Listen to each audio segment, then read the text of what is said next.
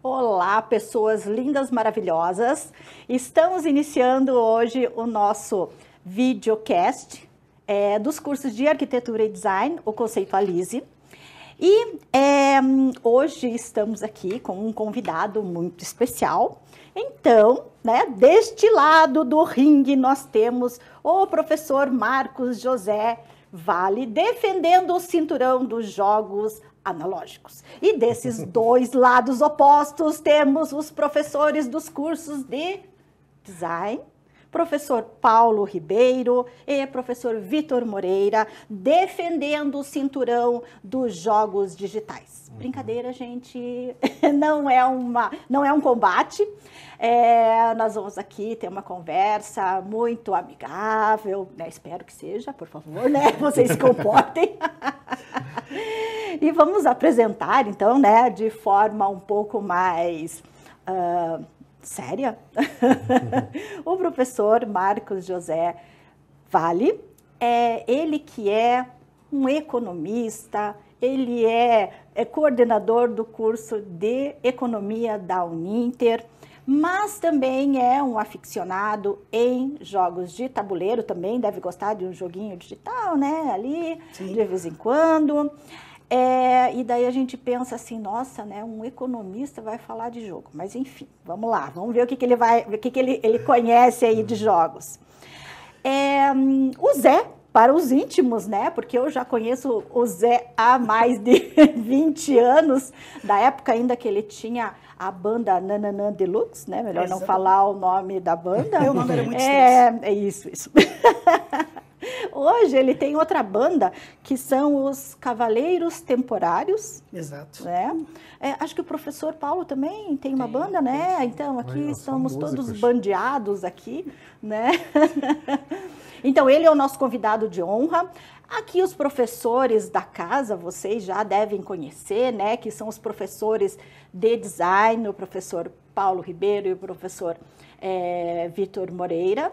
Então, sejam todos muito bem-vindos, professores.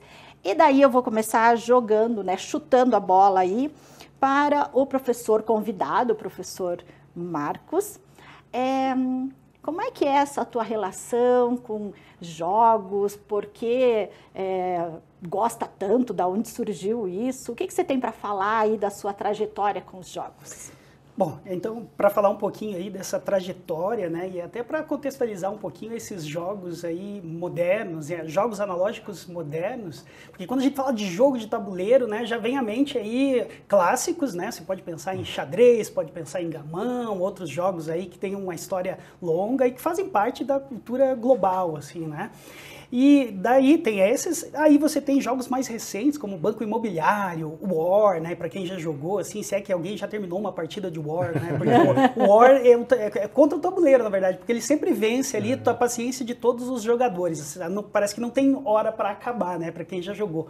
E o Banco Imobiliário, aquele joguinho de rolar os dados, cai ali, tem dinheiro, compra, não tem, não compra, caiu no prédio de alguém, vai ter que pagar, Na verdade, a gente está falando aqui de jogos mais recentes, mais complexos, e que usam novas dinâmicas ali de interação, principalmente aí aspectos de interação, ou às vezes voltado um pouco mais para cálculo, Alguns jogos têm uma linha muito mais ali numérica de aproveitamento de recursos, tudo isso. Então, esses jogos analógicos modernos, dentro da linha do que eu realmente gosto e que me fez aí ficar, digamos, muito mais aficionado por jogos tabuleiros, Quando eu era criança, eu gostava muito daqueles bonequinhos, não sei se já viu aqueles bonequinhos de soldados, Sabe aqueles lá? Ou tinha Sim. de Velho Oeste e tal, e adorava brincar com aquilo, passava um tempo brincando.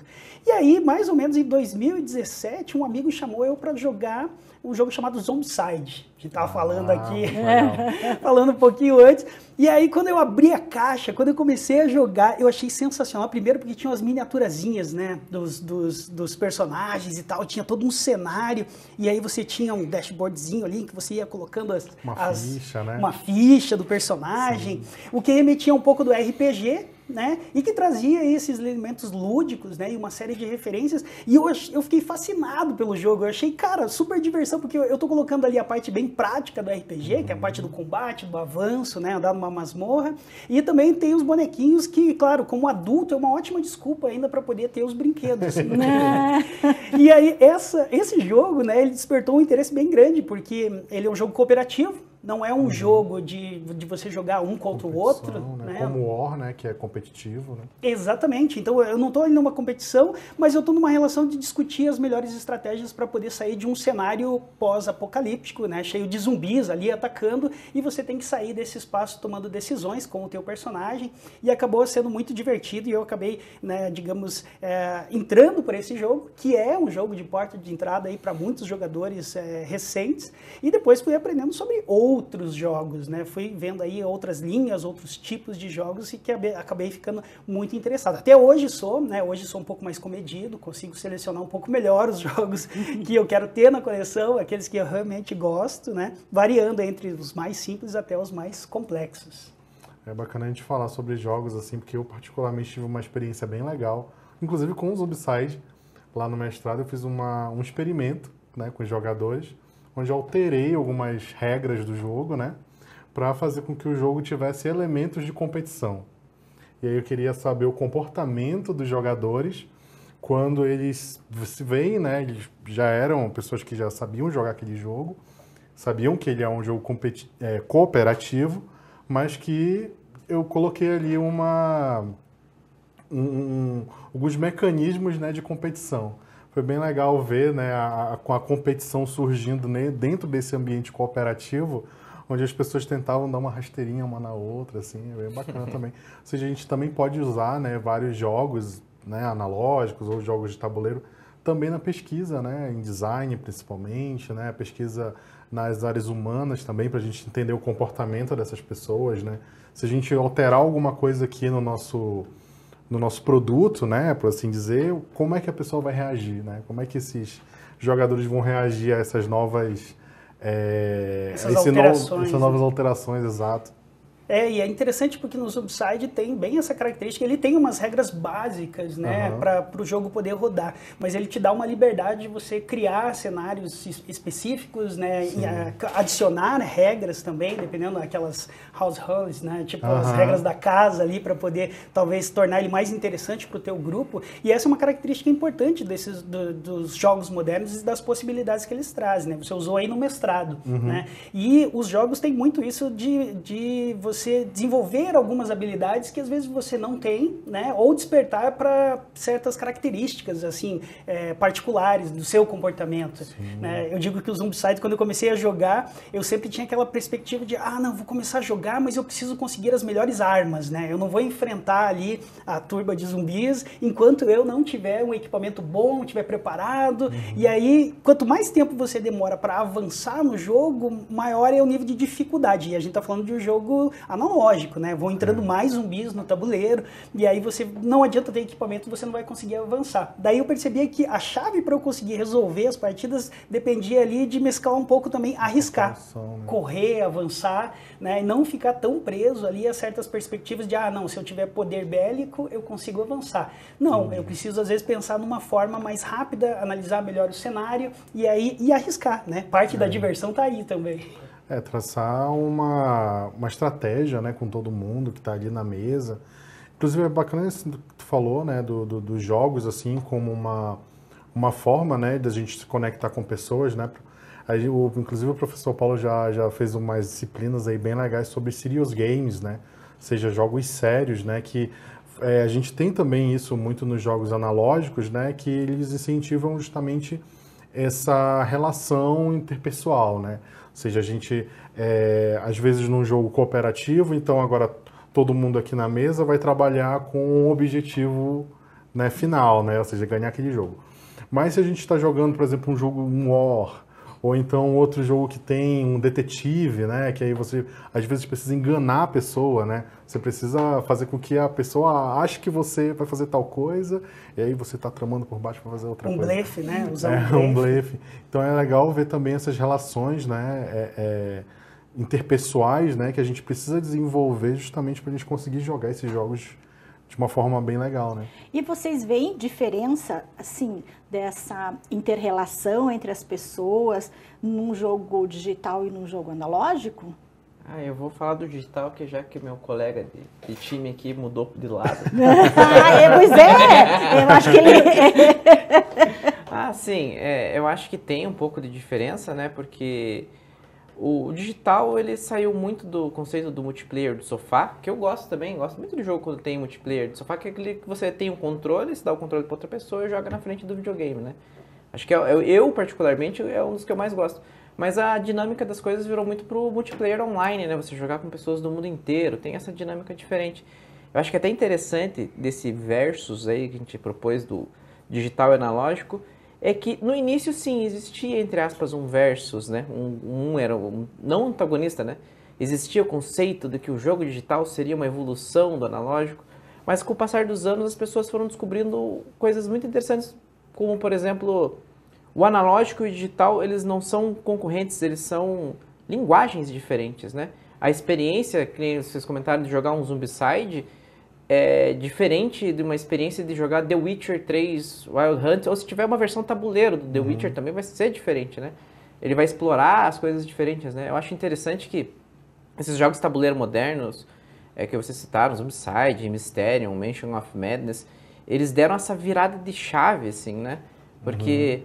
Antes, assim, era uma coisa bem diferente. Eles trouxeram elementos ali que fizeram ter uma linguagem realmente diferente ali e ser engajante e diferente. Não ficou aquela coisa tão engessada. Não que eu acho os clássicos, assim, engessado. De vez em quando joga um Banco Imobiliário, gosto do Detetive, mas quando você joga, tipo, um jogo moderno de tabuleiro, assim, você joga esses jogos, mas você fica com aquela vontadinha que o Detetive fosse um Mysterium... E por aí vai, né? Eu acho que a grande dificuldade, digamos assim, né, em projetar, inclusive, um jogo analógico, é com relação à dificuldade, né? Que você vai implementar ali formas de aumentar essa dificuldade. Então, quando a gente está jogando um jogo que é cooperativo, né, a gente pode se reunir, a gente já sabe o jogo vai ser mais fácil pra gente. Enquanto que no jogo digital, né, então a gente já consegue elaborar um script para que isso aconteça, né? Elaborar um script para que aumente a dificuldade, às vezes a gente pode até atualizar, né, fazer uma pequena atualização ali no jogo. Quem nunca entrou, né, num jogo ali, antes de começar a jogar, tem uma atualização. Por que será? Porque o desenvolvedor mudou, né, as regras ali, mudou alguma coisinha, algum script, para justamente ajustar muitas vezes a dificuldade, né, ou muitas vezes são bugs, né, mas a dificuldade principalmente, para que a gente tenha essas experiências, né, um pouco mais desafiadoras, né, que é o principal objetivo, né, do jogo, é justamente trazer esse desafio, né, desafiar o jogador a cumprir um determinado objetivo, a cumprir uma determinada tarefa. Então é esse desafio que motiva, né, as pessoas a continuarem jogando. Mas aí, por contrapartida, né, os jogos de tabuleiro, agora eles trouxeram as miniaturas, né, como falou o colega. Então agora a gente está se relacionando com aquele objeto ali, né, com aquele personagem que a gente está vendo ele ali fisicamente, né, que é uma coisa bem legal. Inclusive, vários jogos assim de tabuleiro, hoje em dia, né, tem um despertar aí, porque a gente tem basicamente duas grandes correntes, né, de jogos de tabuleiro, os jogos europeus, né, ou Eurogames, e os jogos americanos, né, comumente conhecidos. Então a gente vê que principalmente essas miniaturas são muito mais presentes nesses jogos de estilo americanos, né, enquanto que nos Eurogames são jogos um pouco mais difíceis, um pouco mais cabeça, né. A gente tem aí um jogo, por exemplo, o Uno, né, o Uno seria um jogo Eurogame, né, um jogo um pouco mais cabeça ali, um jogo de cartas e tudo mais. Então eles já vão trazendo, né, esses jogos um pouco mais diferentes, né, com uma pegada diferente, né, com um estímulo diferente para os jogadores. Eu até colocaria assim, né, falar sobre essa questão dos jogos americanos, que chamam Ameritrash, né, que são os jogos que não estão muito preocupados ali em, às vezes, ter tantos elementos fidedignos, né, ter mais uma narrativa, ter uma temática, ter uma imersão, né, por exemplo, essas temáticas de apocalipse zumbis, né, certas ações conflitivas. E esse lance das miniaturas, ele é muito bacana, né, porque o legal é você fazer alguma coisa analógica, né, da forma como que a gente desenvolveu aí os jogos eletrônicos, eletrônicos, e a gente também desenvolveu muitas interações eletrônicas. Com o passar do tempo, também as pessoas começam a sentir falta da interação face a face, né? E de algo que também te dê um alívio mental, né? Quando você vai jogar um jogo de tabuleiro, por exemplo, você tem que estar familiarizado com as regras, tem que saber como que ele funciona, né? O software do jogo de tabuleiro é o manual, e você tem que instalar ele na tua mente para você poder jogar, porque a princípio você pode fazer qualquer coisa, mas se você seguir as regras, você vai saber como que aquele momento de partida ele está configurado, né? Então, e isso é muito satisfatório porque você acaba tendo uma imersão, um foco, é relaxante e é divertido. Já os Eurogames aí, quando a gente vê aí o diferencial deles, ou basicamente os jogos alemães, são jogos de cálculo, né? Que eles não têm uma preocupação em si com matemática. Até muitos temas atuais, eles dizem respeito à fazendinha, né? Você tem lá uma fazenda para você coordenar. Então você vai plantar, vai criar ovelhas, vai tosar ovelhas, né? Vai ter que alimentar a tua família e tudo isso. E são elementos, né, que podem ser transpostos, né, para qualquer temática, porque o que interessa em si é o cálculo que você está realizando e como que você está otimizando recursos. E uma diferença bem significativa é que nesses jogos mais temáticos tem uma presença significativa da sorte. Ou seja, às vezes pode dar errado, você vai rolar um dado, vai tentar atingir um resultado ali para ver o que acontece. Já nesses jogos alemães aí que a gente verifica, eles têm uma característica de ser puramente racional, né? Às vezes dá até para jogar uma planilha, sabe? Assim, porque você tem que calcular, opa, consegui tantas abóboras no final do meu turno, isso aqui vai alimentar tantas pessoas, tem que jogar uma parte para as ovelhas, se não tiver abóbora tem que matar uma ovelha para alimentar. E aí o economista falando, né? E eu gosto desses jogos, assim, né? Tem jogos de logística, tem jogos que são muito interessantes e que às vezes tem até um apelo um pouco mais forte e temático. Eu cito que é um dos meus favoritos, que é o Brás, né? Que é um jogo ali da Revolução Industrial, as duas primeiras fases, né? Então você tem lá antes de ter as ferrovias e depois de ter as ferrovias. E você tem que ficar extraindo ali minério, daí carvão, comercializar algodão. E é exatamente isso. Você tem que fazer uma conta, quanto que eu vou ter de receita no final do turno, que vai subsidiar aí os meus investimentos, no que eu vou gastar, se eu vou investir mais na área portuária ou na venda ou no comércio. Então, são jogos, sim, que têm um aspecto muito econômico, tanto que algumas categorias dentro dos Eurogames, eles são jogos econômicos, né? Envolve dinheiro, contabilização de resultados, né? E é ali que você ganha, né? Você ganha maximizando o resultado. E eu acho que isso é uma coisa interessante dos jogos também, dos modernos, porque antigamente a gente tinha muito a eliminação de jogadores. Então, você está jogando Banco Imobiliário, eu digo que Banco Imobiliário é o jogo da discórdia, né? Se alguma pessoa não gostava de você, se você ganhar o banco o Banco Imobiliário, essa pessoa com certeza vai ficar com ódio de você, né? Porque qual que é o objetivo desse jogo? É você eliminar todo mundo, ficar a única pessoa rica e todos os outros são fracassados e falidos, né?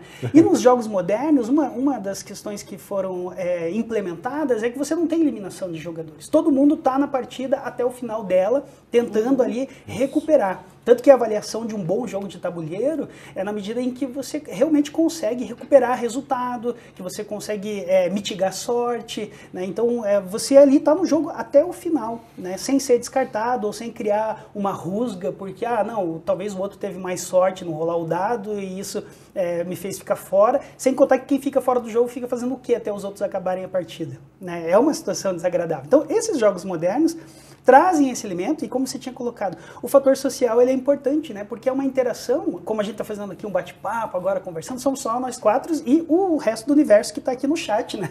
Mandando considerações e tal. Já vou dar uma olhada e ver o que o pessoal passou. Mas essa imersão também é boa porque ela dá um alívio mental, sabe? Assim, não, eu fico, que é o que o Huizinga chama de círculo mágico, né? Quando eu tô naquele momento ali jogando, eu tô dentro de um pequeno universo controlado por nós, né? Que sabemos quais são as regras, o que a gente pode fazer, como a gente deve se comportar, né? E que todas essas questões se resolvem aqui, né? E o resto do mundo lá fora, ele deixa de existir naquele momento. Então, uma das questões aí que fez com que os jogos tabuleiros surgissem recentemente e tivessem um grande avanço era justamente essa experiência analógica, distante do digital, recuperando algumas relações que são muito importantes, né, e que trazem alívio mental. E eu gostei muito como você colocou assim, eles não são concorrentes, né, porque quem joga jogo analógico também joga jogo digital, né. Eu tenho criança em casa, né, eu sou obrigado a jogar jogos digitais, né, tem lá o Castle Crashers, que foi o primeiro que eu fechei com meu filho, tem 6 anos e meio, e a gente jogou até o final e foi super divertido. divertido, porque tem um monte de coisas de easter eggs, encontrar ali os patches dos cavaleiros e tal. É um jogo de cavaleiros. Né? Então tem muito dessa característica assim, né, de algo novo. Para quem não conhece, é importante ver. A gente falou aí jogos que são clássicos, né? E dar uma olhada nesses jogos modernos e descobrir qual que é a tua linha. Não tem problema nenhum dos dois, assim, né? Eu gosto de jogos que tem sorte, né? Porque ele tem mais emoção. É muito bom você rolar ali e perceber, cara, você tinha 6 dados para rolar, bastava tirar acima de 4 que você já estava ok, já ia conseguir um bom resultado, você joga os dados e só tira 1. Cara, pânico, né? Desespero. Cara, você tá ferrado, é a pior situação possível, o que você vai fazer? E o que você vai fazer é que é a parte legal do jogo, né? Porque você vai ter que pensar em algo novo, criativo, e exige muito aí, vamos dizer assim, uma criatividade para você pensar, o que eu vou fazer agora? Eu tinha equipamento, eu rolei os dados, perdi minha chance, então corre. Dá para correr? Não, morreu, acabou. Tipo, aí você tem situações como essa, ou para quem gosta de jogos mais econômicos, né? Ficar fazendo continha e tal, também é satisfatório, porque você vai criando o teu motorzinho ali, como que você vai fazer para maximizar resultado e tal. É bem bacana. É legal ver também que recentemente, né, aí nos últimos 5, pelo menos, uns 10 anos também, a gente teve alguns jogos que eram analógicos, né, ou seja, board games e tal, e se tornaram também, né, tem versões também digitais, né. Eu acho que o grande exemplo seria o Magic, né, que é um jogo de cartas ali, que é super antigo, né? Nem sei quantos anos tem o Magic, deve ter pelo menos aí uns 30 anos, né? E alguns anos atrás aí eles ganharam, né, uma versão de jogo digital, né, que é o Magic the Gathering, que aí você tem todas as mesmas mecânicas, né? Inclusive, uma coisa que o colega falou lá que no começo a gente pode, jogando no jogo de carta, né, a gente pode roubar, né? Ou a gente pode, às vezes, fazer uma jogada que não era possível, né? Ou um resultado que não seria possível. Aí no jogo digital já não pode. No jogo digital ele já delimita que não, tem essa jogada aqui, essa carta serve só para isso, não serve para aquela outra coisa. Então é bem bacana. E outro jogo também que eu acho bem bacana, que fez o caminho inverso, né, é o Hearthstone. É um pouquinho difícil de falar, né? O meu inglês não é tão bom. Mas o Hearthstone, ele é um jogo que ele foi produzido no meio digital, né? Digitalmente, para quem não sabe, o Hearthstone é um jogo da Blizzard, né? Com todos os personagens ali da Blizzard e tudo mais. Ele foi produzido para o meio digital, só que as características dele são todas de jogos analógicos, né? Jogos de cartas também. Então é bacana ver esses que existem, né? Uma série de possibilidades, né? Inclusive um que a gente estava comentando aqui ainda há pouco, acho que é o Mansion of Madness, também tem um jogo desse, uma versão desse jogo que você precisa de um aplicativo, né, para estar jogando ali, para ter um enredo ali na história e tudo mais. Então, a gente tem diversos lados, assim, né, nos jogos digitais e analógicos, do que a gente pode fazer, né, do que a gente pode gerar de produtos. Eu acho que eu tenho que defender um pouquinho mais do digital, que o pessoal está falando só do analógico. Mas pode falar do analógico, não tem problema também. Eu acho que tem jogos também digitais que tem uma interação muito interessante, né? Tipo Overcooked lá, um jogo da cozinhazinha lá. Sim. É um jogo que você tem o objetivo de cozinhar, um tem que lavar a louça, e a experiência é igual a de uma cozinha de uma casa mesmo. Você fica indignado que o outro não lava a louça, começa a voar comida, essas coisas assim. É bem interessante, assim, essa mecânica. Tem vários jogos assim. Eles têm uma série de jogos assim cooperativos, mas o que eu queria comentar também é que realmente esse intercâmbio, né, de surgir franquias que são digitais e depois elas ficam nesse intermédio. O próprio Fallout tem versão de tabuleiro, tem versão mais famosa digital, né? E uma coisa que eu acho muito interessante, e isso foi uma experiência com alunos, né? Estava trabalhando com alunos a questão de eles terem uma ideia de como é que funciona um jogo, as coisas básicas, assim, né? E a proposta era fazer um jogo de tabuleiro, né? E um aluno ficou meio revoltado, assim, falou assim, cara, eu estou estudando para fazer jogo digital, eu não quero saber tabuleiro, eu acho que isso aqui é completamente inútil, não sei o quê. Aí, cara, eu parei e falei para ele, olha só, mas analise as mecânicas, tem várias coisas daqui, do jogo mais simples de tabuleiro que você pensar, que elas são replicadas nos digitais, né? Eu dei o exemplo que ele gostava muito de Fortnite, falei assim, o que é o baú do Fortnite se não é uma cartinha de sorte revés do Banco Imobiliário? Qual que é a diferença dos dois? Se abre aquele baú, pode ter coisas boas, pode ter coisas ruins, é a mesma coisa. Às vezes as pessoas não pensam assim, às vezes que um é superior ou inferior, mas a questão é que tem essa questão da linguagem e tem essa questão que vocês falaram da experiência mesmo. Eu acho que tanto o digital quanto o analógico, eles conseguem proporcionar essa experiência coletiva, né? Porque também joguinhos de luta, jogar um Mortal Kombat, tem até aquele, no 11 não tem, mas no 10 tem aquele modo tente a sua sorte lá, e o jogo rouba para algum jogador de propósito, e é uma coisa divertida, assim, por exemplo, o teu adversário é vampiro, aí toda vez que ele ataca você, ele ganha vida. Aí, cara do céu, você fica com raiva, mas se dá risada ao mesmo tempo, assim, tem essas experiências, assim, bastante interessantes nesses jogos, assim, né? Sei que eles têm muito esse lance, né, do online, da conexão, assim, pessoas do mundo inteiro. Aí tem agora o tendão de Aquiles dos jogos digitais, né, que é até motivo de pesquisa, que é a toxicidade, né, dessa comunidade online, que também é bem complicada, né. Eu realmente tenho criança também, quando começa a jogar muito online, eles têm que ficar com o olho ali meio assim, ali, porque você sabe que as coisas podem tomar caminhos absurdos, né? Mas isso que você falou eu achei bem interessante sobre essa questão tóxica, né, dos ambientes, né? Os jogos de tabuleiro, eles também têm versões digitais, né? Tem o Board Game Arena lá, que você joga o mesmo jogo de tabuleiro, só que online. Tem a questão do script daí, né? Se o cara quisesse trapacear, não tem como, porque ele tá já limitado, você não consegue fugir. É uma experiência um pouco diferente, embora seja um jogo de tabuleiro.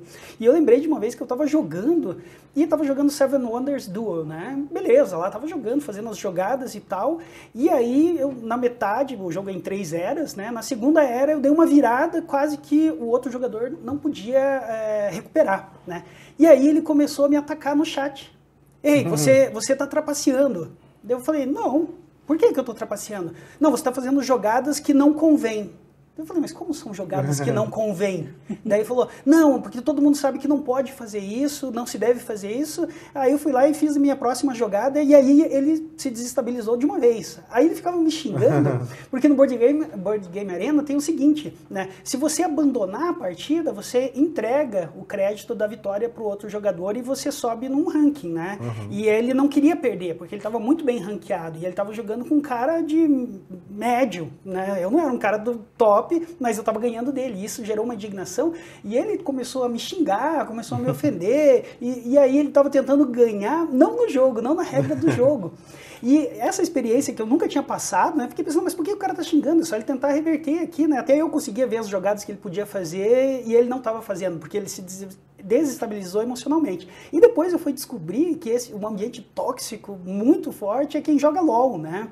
Que é o League of Legends, né? Isso. Que parte do jogo já tem a ver com o pessoal às vezes se xingando, se ofendendo, criou uma cultura um pouco complicada, né? E de bullying mesmo, né? De uma pressão. E aí esse ambiente não é muito saudável, e a minha preocupação com o meu filho lá na frente, quando ele estiver jogando online com pessoas que você não conhece e que às vezes podem ter comportamentos menos responsáveis. O que não acontece no jogo de tabuleiro, porque se isso acontecer, a pessoa está na tua frente, né? Não é alguém que está do outro lado do mundo, não é uma outra pessoa que está escondida atrás, digamos, de um perfil ali fake, né? Esse tipo de coisa. Mas eu ia falar que dentro dessas competitividades, desses elementos, eu acho muito interessante, porque nos board games também tem assim, né? Tem o pessoal lá que é Ameritrash, né? Que você que falou dos jogos americanos, gosta de temática, gosta do elemento sorte, e o pessoal que gosta dos Eurogames, eles são o grupo mais engraçado do meu ponto de vista, porque eles têm umas características, eles falam assim, você joga jogo de tabuleiro? Jogo. Você gosta do quê? Eu gosto de Zombicide.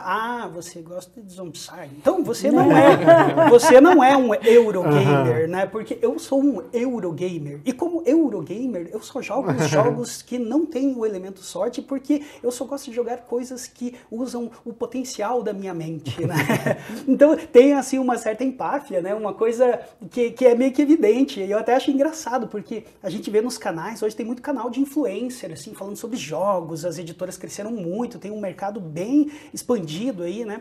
E às vezes o cara vai lá, ele recebe o jogo da editora dele, vai fazer o unboxing, vai mostrar, ele vai ter que fazer um gameplay para mostrar para os possíveis consumidores.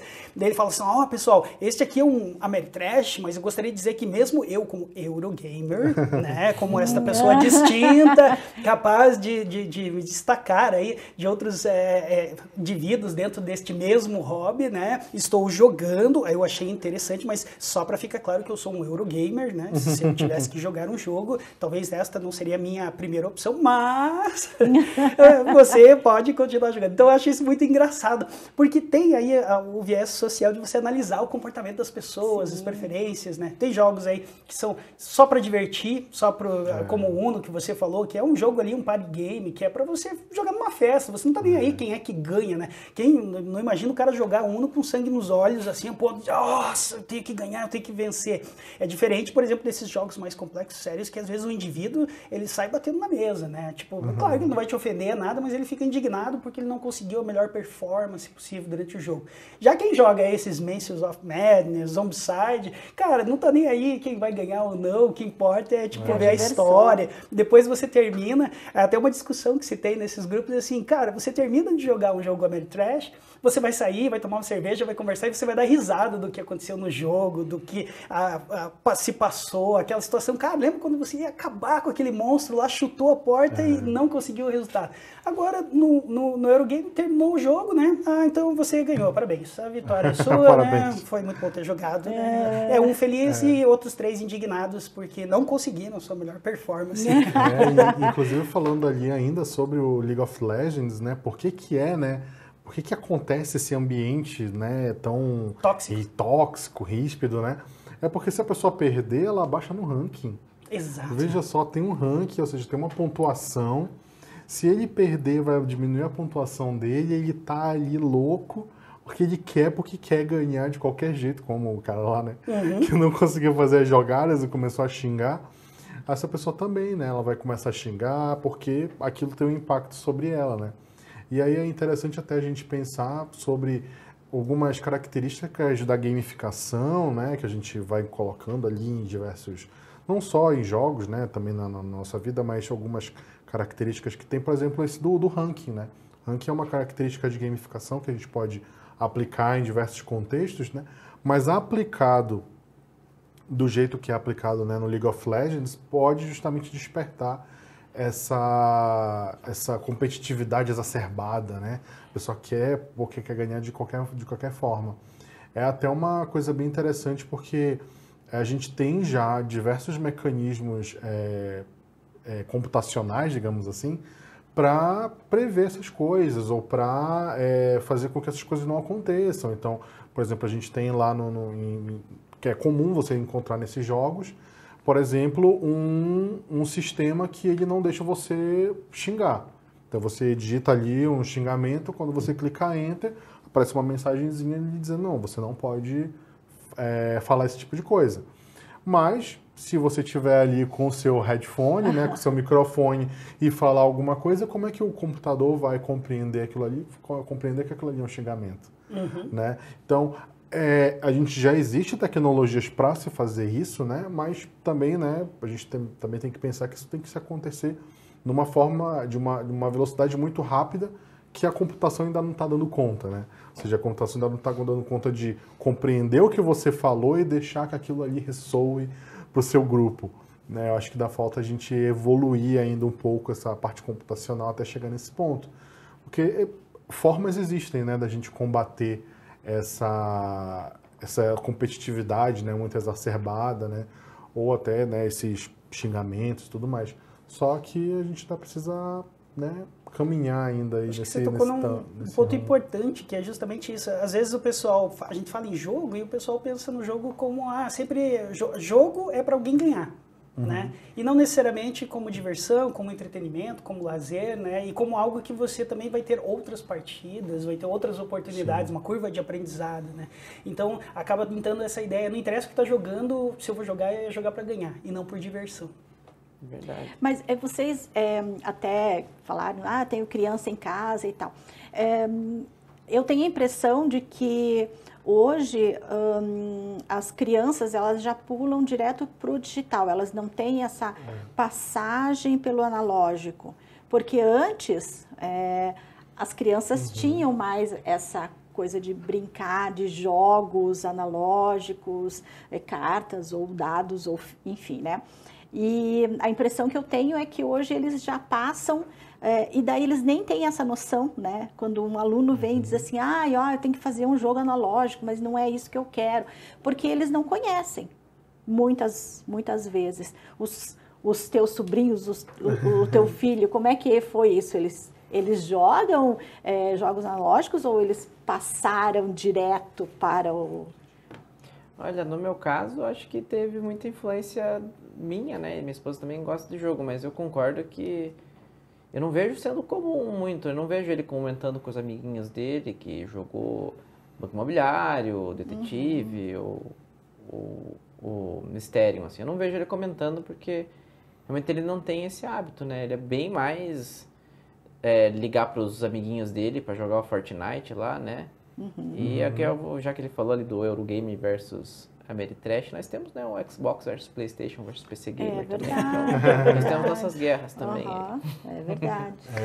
O Caio, né, claro, ele começou muito mais joguinhos pelo digital, né, até pela comodidade, facilidade, às vezes tem alguns jogos que são bem interessantes em termos de lógica, né, e a gente tem um PlayStation lá, né, e foi aí que eu voltei a jogar um pouco mais de videogame. Tem muitos jogos que são narrativas ali em que você tem que superar desafios, né? E alguns você joga em dupla, então enquanto um puxa uma chavinha, o outro consegue saltar, pular, e dá uma boa noção de espaço, de dimensão, de estimativa, né? Não vou dizer de cálculo, mas que acaba sendo uma atividade cooperativa no mesmo jogo. Antigamente os videogames, quase todos os jogos eram sempre competitivos, né? E conflitivos.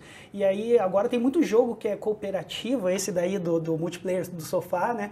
Então jogar com ele é muito bacana, porque a gente acaba se divertindo e a gente vai contando aquela história, faz isso, dá uma tarefinha, parece uma atividade em equipe, né? E dos analógicos tem essa dificuldade porque o jogo digital, ele tem tudo lá já construído.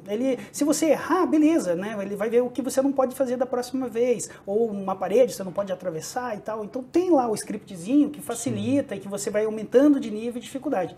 No jogo tabuleiro, não, você tem que saber a regra. Então eu tenho que sentar com ele, explicar a regra e aí o jogo vai rodar. Paciência, né? Tem que ter muita paciência. Muito. Mas esse dia eu fiquei surpreso. Eu comprei um joguinho pequeno, cara. É um microjogo, mas ele tem regras muito simples, mas que são significativas. Então, por exemplo, a carta 4 sempre perde ou empata para números menores, né? Ela empata com o dela e perde para números menores. O 0 ganha do 6. Né? E aí, dentro dessa lógica, você vai jogando as cartas e você vai tentando roubar um dragão, cada um pro seu lado e tal. Eu expliquei uma vez. E ele jogou e ganhou. E eu não facilitei.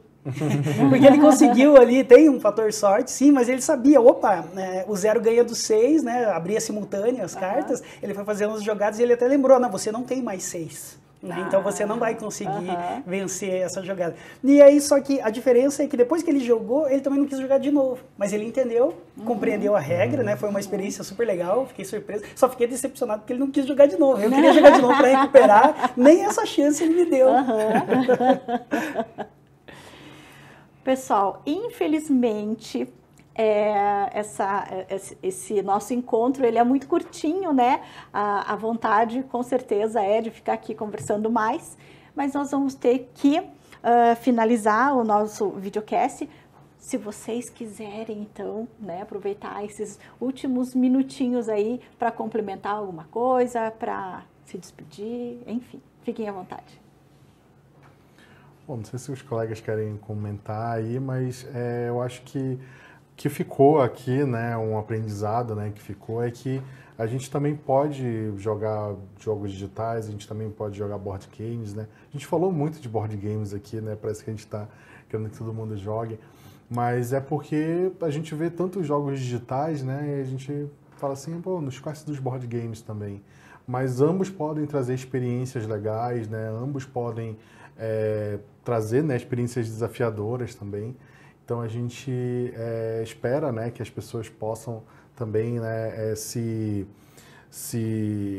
relacionar com esses jogos, né, de uma outra forma, né, também olhando que pô, um board game ele tem toda uma história por trás, né, os jogos digitais também tem todo um embasamento, né, para aquilo ali ser criado e tudo mais, e que as pessoas podem, né, vê-los de uma outra forma. Eu diria, então, falando mais do ponto de vista do desenvolvimento, né, para os alunos aí, né, que conhecer bem jogos analógicos e digitais é bom porque é repertório, né? Você vê na história dos jogos, assim, não é difícil encontrar adequações de analógico para digital, digital para analógico, mecânicas que são muito interessantes que você não tinha imaginado em um e você pode transpor para o outro ali tranquilamente, né?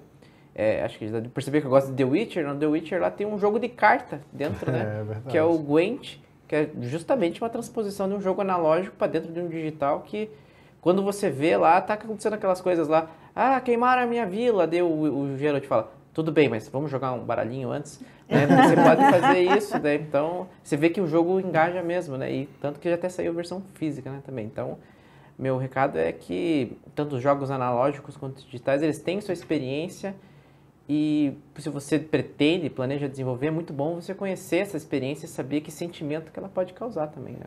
Exato. Eu acho que dentro dessa linha é exatamente isso, essa questão da experiência que você vai ter, né? As duas são boas experiências, daí tudo depende de como que você conduz, com quem você joga, mas o ideal é, né, olhar isso como uma atividade muito mais de lazer. Claro que nós vemos aí muitos profissionais de jogos, né, pessoas que se destacam como jogadores, mas a ideia aqui é promover um ambiente mais saudável, de interação, de descobrir coisas diferentes e ter momentos distintos, né? A recomendação que eu faço em relação aos jogos analógicos é exatamente isso. Às vezes a gente passa muito tempo olhando para a tela do celular e acaba ali naquele universo um pouco mais fechado, né? Fechado no sentido de você em relação às pessoas que estão à sua volta. E a gente que tem filho, né, acaba percebendo o quanto é importante enfatizar ali as relações sociais, né? Ter essa construção, né? E esse momento ali gera discussões, risadas e tudo isso. E os jogos eletrônicos, né, nessa modalidade aí do multiplayer de sofá, que eu achei genial, não conhecia essa expressão, que acaba funcionando super bem, porque a gente acaba criando uma rotina. Então,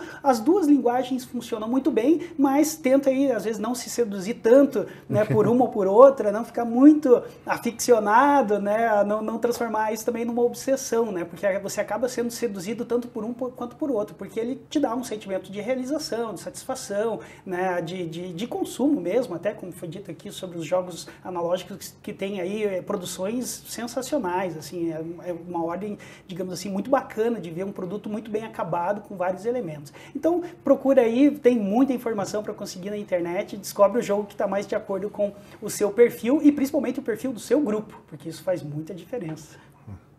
Eu quero agradecer muito a participação, então, do nosso convidado aqui, o professor Marcos, foi muito bacana, e também agradecer ao professor Paulo, professor Vitor, por estar aqui com a gente. Obrigada, pessoal, até a próxima.